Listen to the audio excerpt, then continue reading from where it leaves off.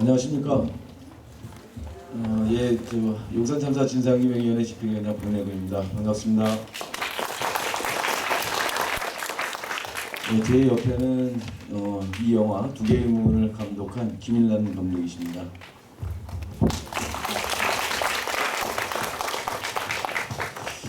1시간 40분, 100분, 약 100분 정도 되는 동안 굉장히 무거웠죠? 예, 안 무거우신다.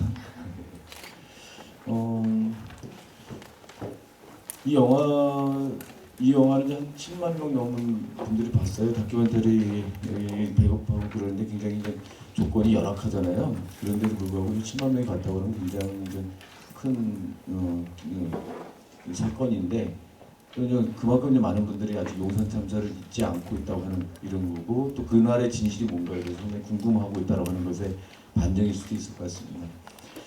저는 이제 2009년 1월 19일 날 거기 용산 남일당, 그때 남일당인지도 몰랐죠. 거기에 철거민들이 막루를 짓고 올라갔다는 얘기를 들었어요. 근데 이제 그날 저녁에 이제 민주노총 쪽에서 저녁에 회의가 있었는데, 아무래도 경찰들이 진압할 것 같다. 그래서 무슨 안 좋은 일이 일어날 것 같다. 그래서 사람들이 거기로 몰려가더라고요. 근데 저는 웃기지 마라 그랬어요. 그런 일 없다. 그리고 저는 집에 들어가서 잠을 잤어요.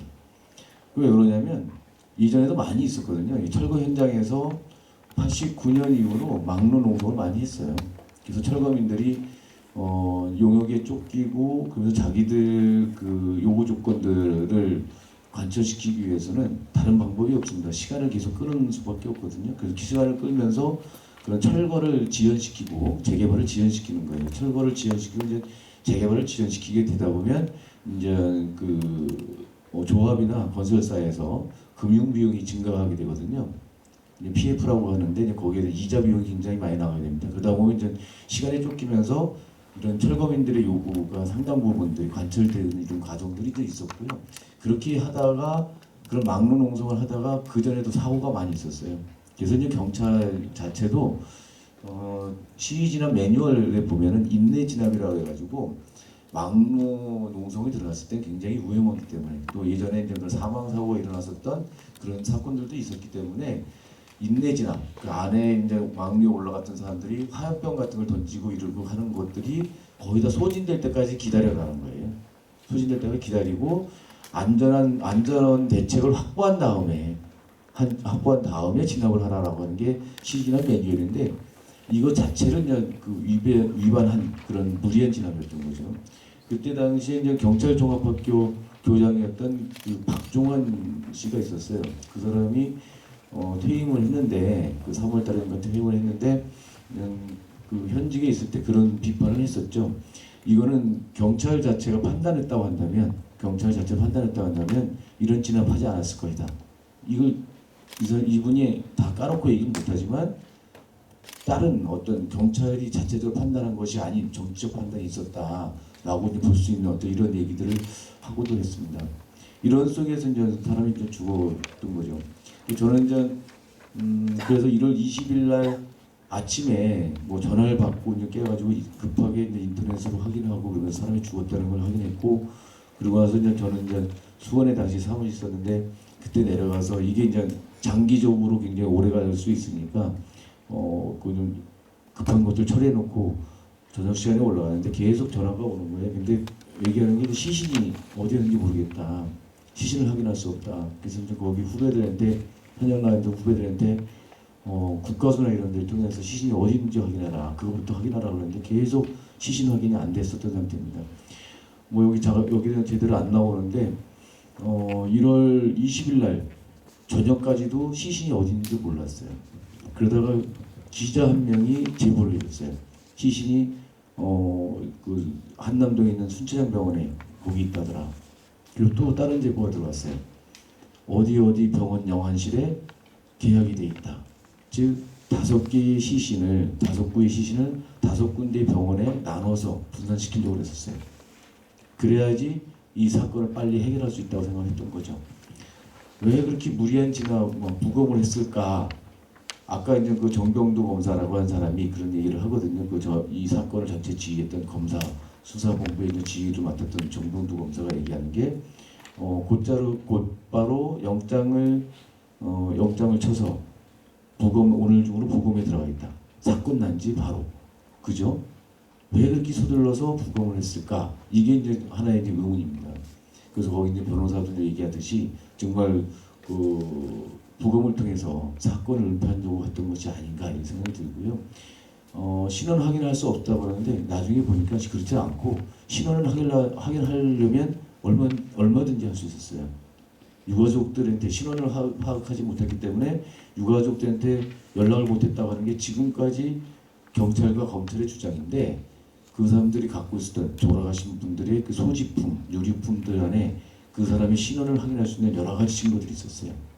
그런 거임에도 불구하고 다 묵살하고 그 강제 부검을 했던 거죠.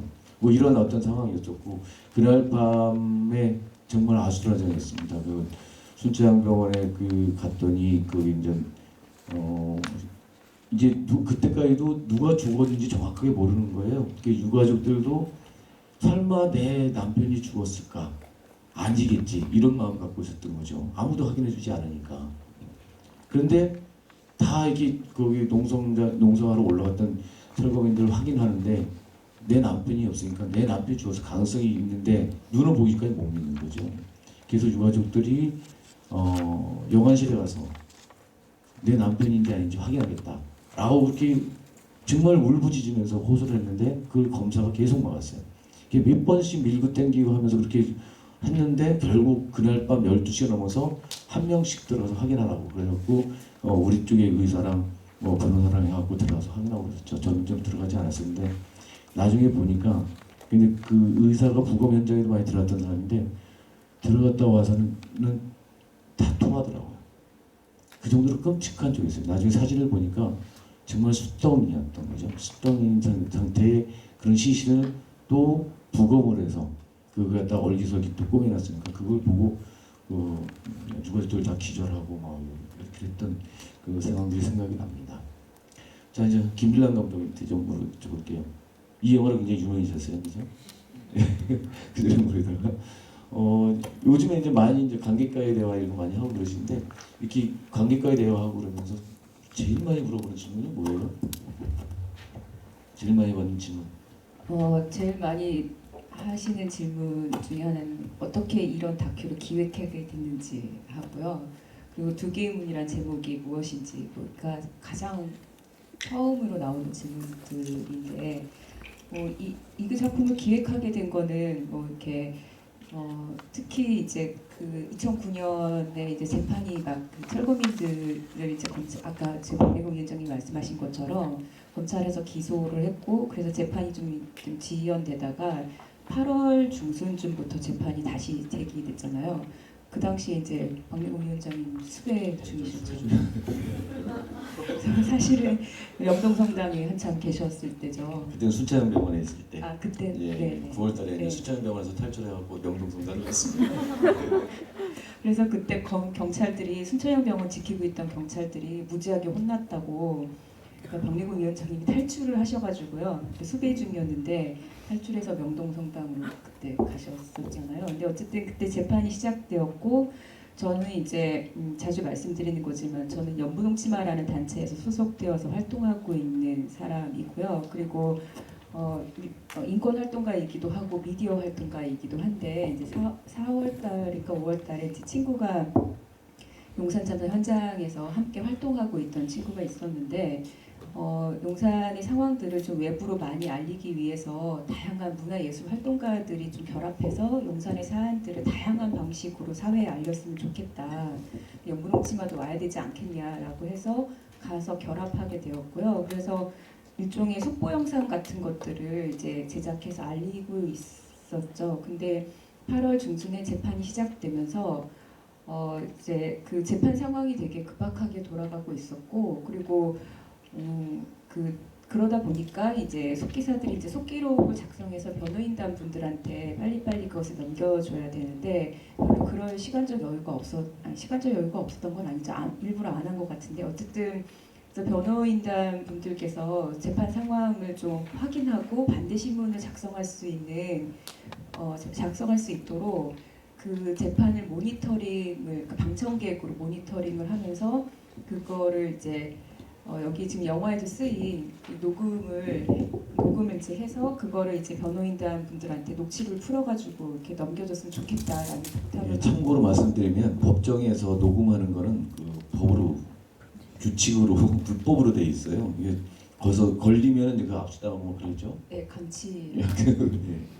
그래서 그 공항 이렇게 들어갈 때처럼 몸수색을 좀 하는데요. 그래서 이제 어떻게 MP3를 갖고 몰래 들어가서 녹음을 하고 그때까지만 해도 뭐 다큐멘터리를 제작해야겠다 뭐 그런 생각을 딱히 있었던 건 아니었고요.